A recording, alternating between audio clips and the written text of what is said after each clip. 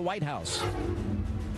High drama on Capitol Hill. This was not an accident. Frustrations flare as Attorney General Eric Holder is grilled over Fast and Furious. This project was failed and flawed from the beginning.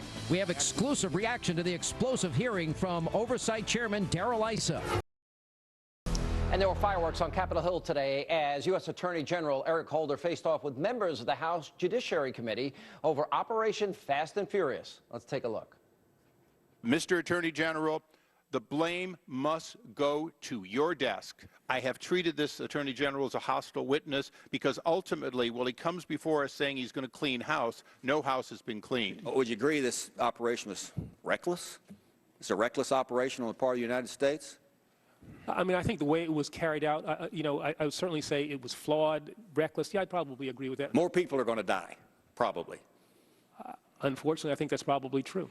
You have routinely argued that you've been oblivious and disengaged in this operation, and I buy that. The notion that I am somehow oblivious to this matter is totally belied by these inconvenient things called the facts. And joining me now for his first interview since participating in today's hearing is the chairman of the House Oversight Committee. That's California Congressman Issa. Congressman, welcome back, sir. Well, thanks for having me back, and thanks for your wall-to-wall coverage on this over a long period of time that we've been blocked by the Attorney General and his minions from getting the truth to the American people, except for people like yourself. Well, what's fascinating to me is it was very Clinton-esque today when he said, well, a lie is about intentions, because you caught him in lies. Is that not true?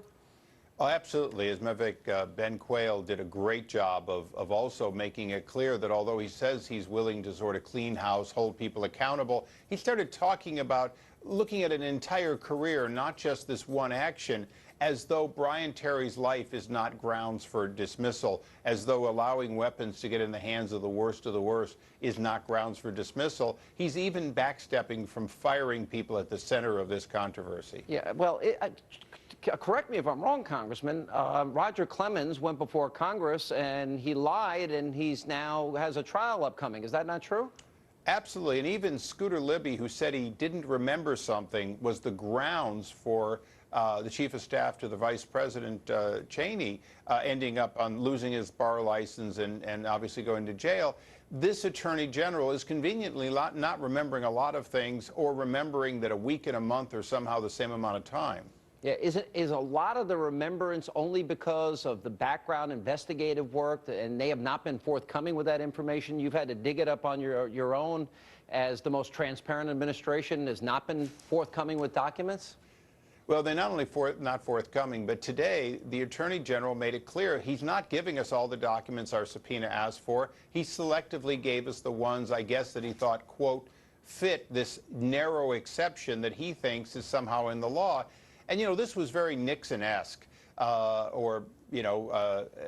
could go through all the president's men, but he made the point that somehow they have this practice of not giving, well, not citing any constitutional privilege or executive privilege. He's simply not going to give us things which go to the very question of who knew, who approved in his office, below him. He's certainly not going to give us answers to when he told the president about it, even though, the president says he didn't know anything about it, and now it turns out he did. And the president says he has confidence, full confidence in the Attorney General, and he's probably the last man left on earth that does. All right, you're treating him as a hostile witness. You caught him in lies. Can you explain to everybody specifically what these lies are, and are there going to be any consequences to an Attorney General lying to Congress?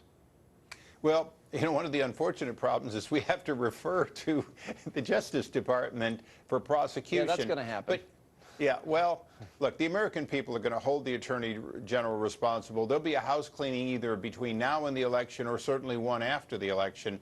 But what we're going to continue doing, we're deposing witnesses in the days to come, finishing our evidence trail, and we're going to send the package up and expect the president to respond to what is a clear process of mostly political appointees knowingly let this happen. And the one thing, Hannity, that came out very clear today, Sean, is that there is a a Rahm Emanuel moment that's pretty obvious that when this disaster was happening, they decided to be opportunist and use it to expand the gun database that they are now executing by their own regulations in 4 states and asking Congress to expand nationally.